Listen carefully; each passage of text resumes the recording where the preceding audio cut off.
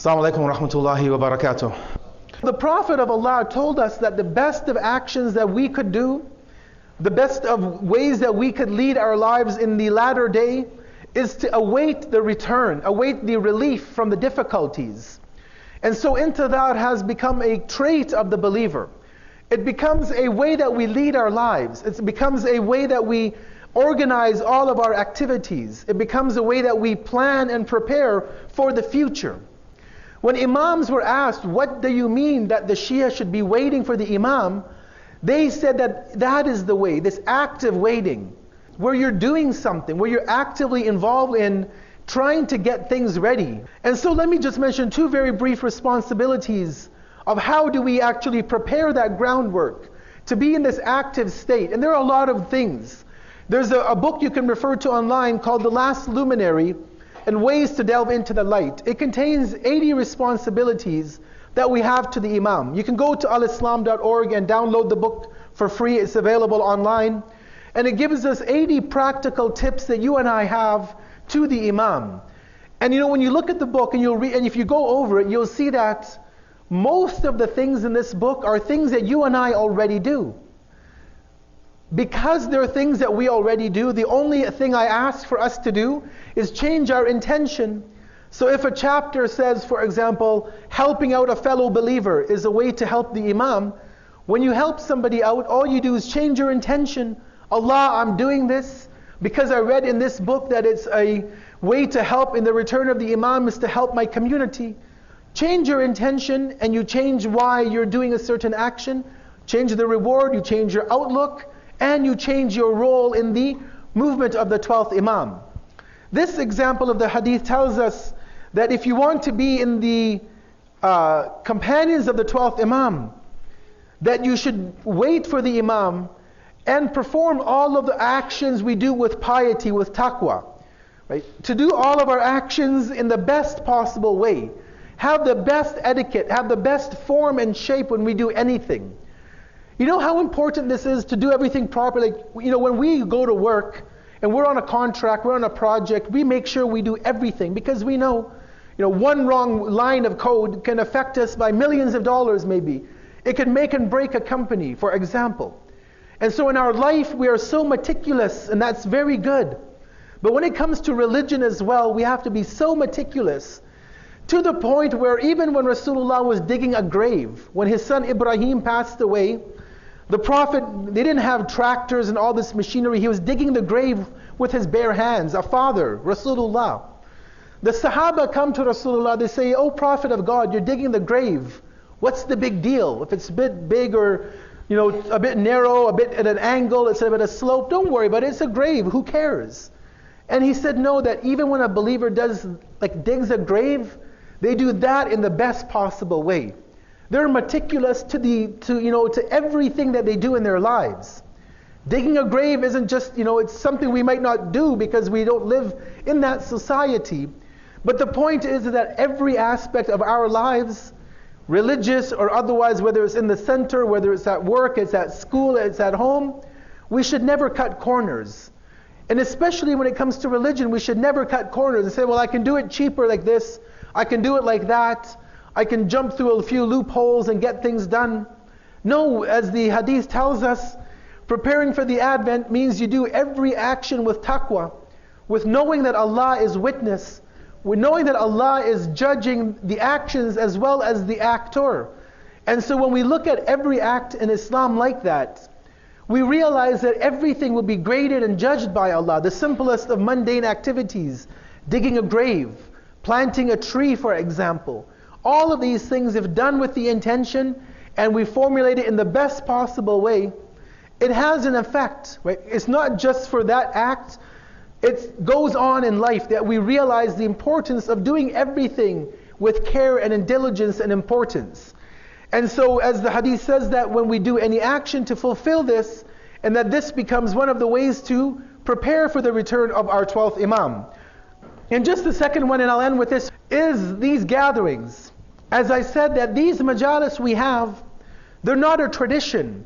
Many times we think that this is just something that our parents brought from back home. They would gather on a waladat, on a shahadat, on a Thursday night. They would get together nothing else to do back home. So, let's just gather and have something. No, these majalis are actually sanctioned by the Ahlul Bayt alayhum salam. We have hadith that encourages us as a community to gather together. And no, we're not opposed to streaming and having majalis live, because we know many people in our community maybe are sick, they can't come out tonight. They're elderly, they can't leave the house.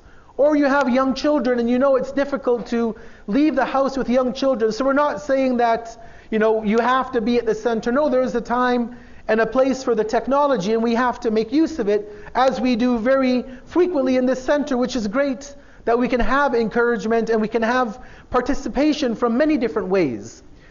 But we can't deny the fact that after me saying that there is a special barakah, a special blessing that you and I perhaps cannot physically perceive. We can't weigh it, we can't quantify it, but there is a benefit to be in the majlis.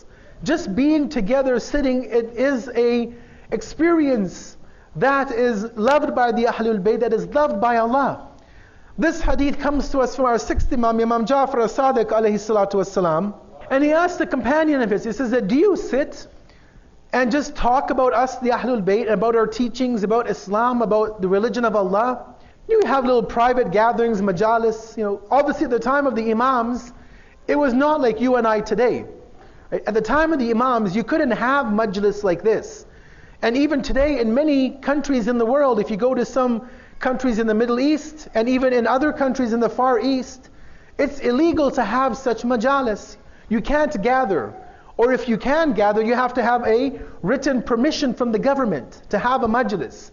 Why are you gathering? What do you talk about? Who is speaking? How long will they talk? This is a reality for those who have lived in certain countries. You know what I'm talking about. So people have always, as followers of Ahlul Bayt, we've always had to be secretive. How do we talk about our religion? Alhamdulillah, today we don't have that problem. We have live broadcast, and so the world can hear what we're saying. And we're not scared because we don't say anything contrary to the laws of our country. We don't contradict the laws of the system that we live in. We don't, incite people to violence of other religions. That's not our way, the way of the Ahlul Bayt alayhum as-salam. So we're not scared to talk and open. But keep in mind that that's the context, that the Imam was speaking to companions who couldn't have gatherings like this. So he asked them, do you sit in private, in seclusion, and talk about the Ahlul Bayt, keep our legacy alive? Right? Teach other people our teachings? And just to give you, let me just go off on a side note for a minute. As a very brief story, that when I was living in Iran and studying in Qom, I had a neighbor from China, a Chinese Shia Muslim who was a Sayyid. So now figure that out. He's Sayyid, so he comes from the family of Rasul, but he's Chinese, right? He told me when we were speaking together, and I learned Persian so we could talk to one another, because I don't speak Mandarin and he didn't speak English. So I said, how did your family preserve Islam? For 14 centuries, you're Sayyid, how did your family preserve religion?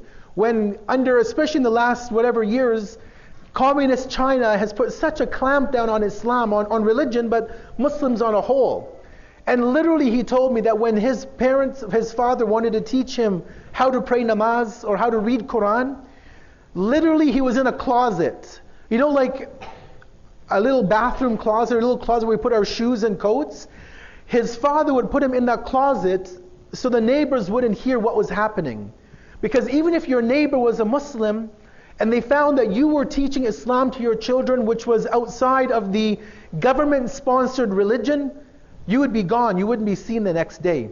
So he told me that our forefathers practiced Islam in Ahlul Bayt by secret, by putting us in little closets, in little rooms, and teaching us about Islam in that way in the Ahlul Bayt. Right? When I hear that kind of a story, that somebody had to go through that level of difficulty to preserve their identity, it makes you and I, it makes me happy that we live in a society where we're so open that we can have these gatherings, that we're not afraid to speak about religion.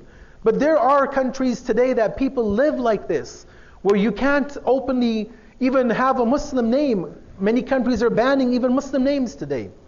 So the sixth Imam says that, do you do this? Do you gather as the hadith says? And the man says, yes, we gather, we talk about the Ahlul Bayt. We talk about your fadilat, we talk about Allah, we speak about the Quran. And the Imam says, I love those gatherings. I wish I could be a part of that majlis, the Imam is saying. Right? So these majalis we have, brothers and sisters, realize that the Imams love these gatherings. And the Imam says, I love the aroma that emanates from you. This is a metaphysical aroma. We can't smell it. But the Imam says, you're giving off a pleasant aroma that is perceived maybe on the Day of Judgment. When we're in our grave and Munkar and Nakir are there to question us, and that squeezing might begin in the grave, maybe this majlis that we sat in, we spent an hour in, that we commuted for half an hour to get to from home, maybe this gathering will be a salvation for us in our grave. We don't know. None of us know what action that we do would be accepted by Allah. But definitely, as the sixth Imam says, he loves these majalis. He wishes to be a part of our gatherings. He encourages us to keep these majalis alive